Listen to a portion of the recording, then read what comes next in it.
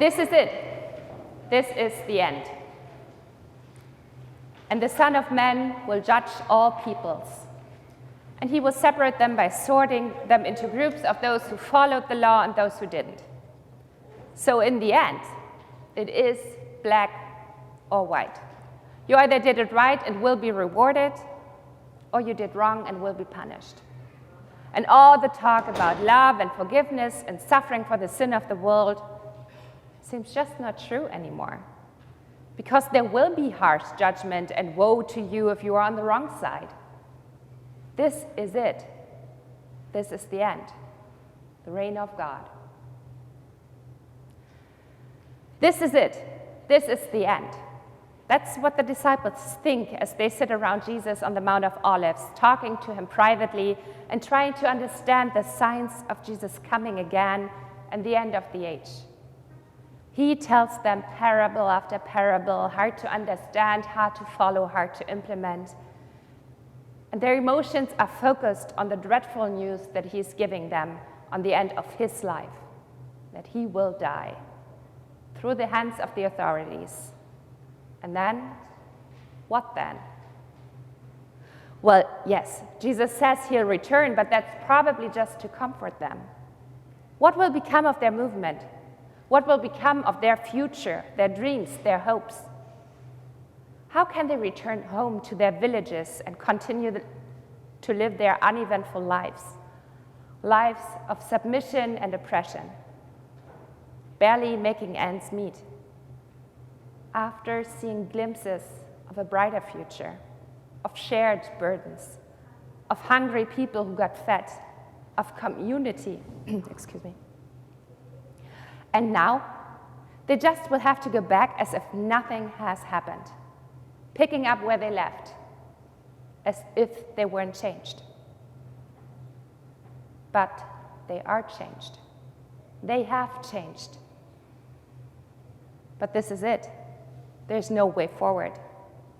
In the end, nothing will change. This is the end. This is it. This is the end. This is what all of them thought. This is the end. Until Jesus meets all of them. The sick and diseased, the pained and paralyzed, and he cures them. The outcast, and he restores them. The frightened, and he comforts them. The obsessed, and he refocuses them. The dead, and he brings them back to life. The women suffering unseen, and he acknowledges them. The hungry, and he provides plenty to feed them all. The young and the old ones, and he welcomes them. The socially unacceptable, and he includes them. The hopeless, and he shows them a future. And suddenly, it's not the end. There is a new perspective. It is the reign of God breaking into their world. It is this, and not the end. This is it. This is the end. The end of the Gospel of Matthew, the end of the lectionary year A, the end of our church year. And this is what we hear from Jesus. In the end, you are sheep or goat. Blessed are you if you are a sheep, because you will be part of the reign of God. But woe to you if you are a goat, because you will be punished eternally. So in the end, Jesus is cruel and unbending, a judge who doesn't show compassion, who preaches compassion, who extends compassion, but just not to the goats. So in the end, Jesus is a hypocrite. The church is only a collection of self-acclaimed saints. So much for forgiveness and unending love. In the end, the reign of the Son of Man is just the reign of man. Cruel, and nothing changes. This is it. This is the end. Is this how it will end? Don't we focus too much on words like reign and judgment and king? And the typical image of human rule raises before our inner eyes.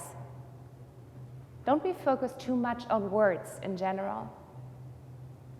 What about, excuse the irony, what Jesus is talking about here? For I was hungry, and you gave me food. I was thirsty, and you gave me something to drink. I was a stranger, and you welcomed me. I was naked, and you gave me clothing. I was sick, and you took care of me. I was in prison, and you visited me. What about the doing? Don't we see suffering and needs around us every day? And how do we respond? Ignore the hungry, thirsty, strange and stranger, naked, sick and helpless? Or not? Jesus in his lifetime chose to see them, help them, heal them, talk to them, be compassionate, listen to them. And here's our choice too. We can give hope to the hopeless, and a new beginning to those who think, this is the end. This is it. Nothing can ever change. We can talk about it and preach it to others, but in the end, what makes the change is the doing.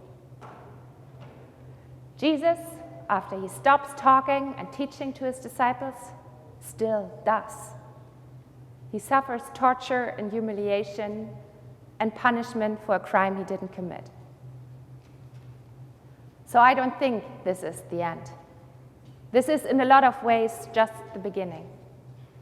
The breaking in of a new world into our human-made.